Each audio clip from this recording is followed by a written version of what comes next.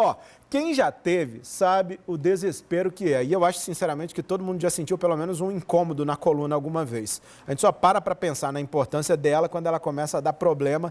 Infelizmente, chega a travar a gente, né, doutor Emerson? Nosso sócio está de volta ao JPB. Boa tarde. Boa tarde, Bruno. Boa tarde a todos em casa. Realmente, a dor lombar, o problema da coluna, é praticamente um problema da epidemia mundial de saúde.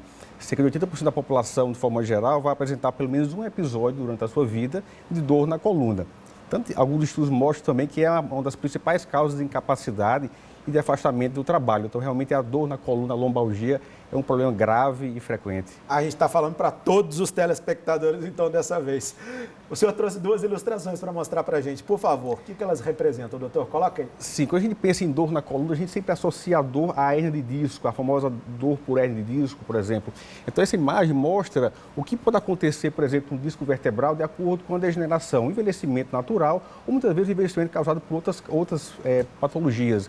Então, por exemplo, a dor da hérnia de disco, a dor que desce para a perna, que a gente costuma chamar de dor ciática, normalmente ela acontece quando o disco vertebral, que é uma estrutura gelatinosa, que no seu interior tem um tecido um pouco mais amolecido, ele rompe e, o que mostra lá na imagem, aquela imagem da hérnia extrusa ou hérnia sequestrada, esse conteúdo que estava retido dentro do disco vertebral, ele toca na raiz do disco da perna e dá aquela dor ciática famosa. Talvez responda aqui ao Márcio Novaes do Alto do Mateus, que fala que tem dores na coluna e isso acaba irradiando para as pernas. Às vezes chega até a sentir um pouquinho de formigamento. É mais ou menos isso? Exatamente isso. É quando esse conteúdo ele toca na raiz nervosa, uma das raízes nervosas, e a dor o paciente sente na perna, apesar do problema estar na coluna. A Beth Jane, aqui de Bahia, também está falando que convive com muitas dores no quadril e quer saber se pode ser alguma forma de irradiação também da dor que vem da coluna. Sim, algumas alterações mais superiores da coluna lombar, pela irradiação, pode pegar o quadril, também pode causar, mas é muito comum o paciente que tem algum problema de coluna, ele também tem uma patologia do quadril, por exemplo, articulação coxo-femoral,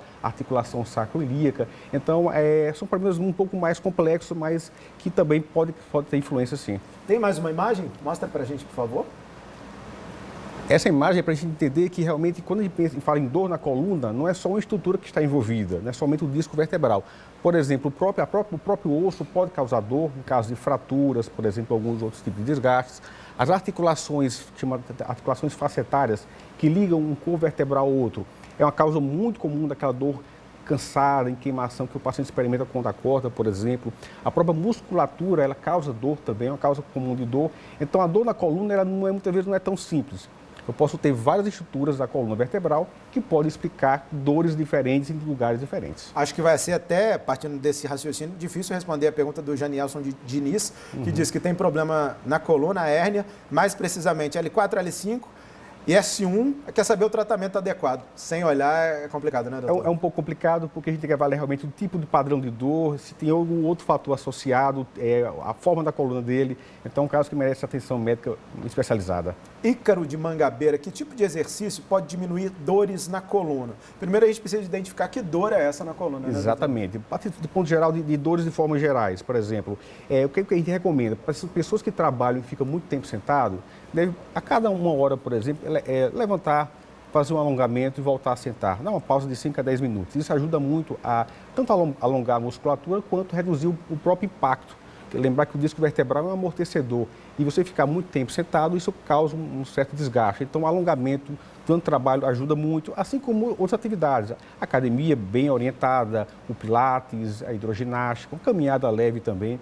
Então, existem vários tipos de exercícios físicos que podem ser feitos, claro, com boa orientação e que vão ajudar a reduzir e prevenir dores na coluna. Vocês viram que o doutor frisou 2 vezes com boa orientação. Não é para fazer da cabeça, senão pode acabar piorando o que já está complicado. Exatamente. A Hilda Cardoso de Cabedelo diz que tem hérnia, que sente muita dor de cabeça e nas articulações, se podem estar relacionadas a esses outros sintomas, esses outros problemas que podem estar relacionados. Alguns tipos de hérnias na coluna cervical, ela pode, em teoria, causar algum tipo de dor de cabeça, mas não é o padrão.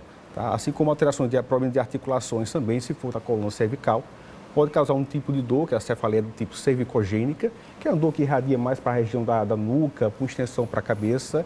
Tá? É um caso bem específico e realmente tem que ser avaliado para ver se o problema que ela tem corresponde ao tipo de dor que ela refere. De maneira geral, começou a sentir um incômodo mais frequente, tem que buscar ajuda, né, doutor? Sim, existem alguns fatores de alerta que o paciente deve procurar ao médico para avaliação. Boa parte, a maioria dos casos de lombalgia resolve espontaneamente, muitas vezes sem nenhum exame para investigação. Mas pacientes, por exemplo, que experimentam fraqueza em um dos membros superiores ou na perna, perda do controle da urina, não consegue urinar, retenção urinária crônica, perda de peso frequente, episódios, isso vale muito para idoso, quedas com dores após a queda. Nessas situações, realmente são sinais de alerta que devem ser investigados. Tá ok, doutor. Muito obrigado. Eu que agradeço.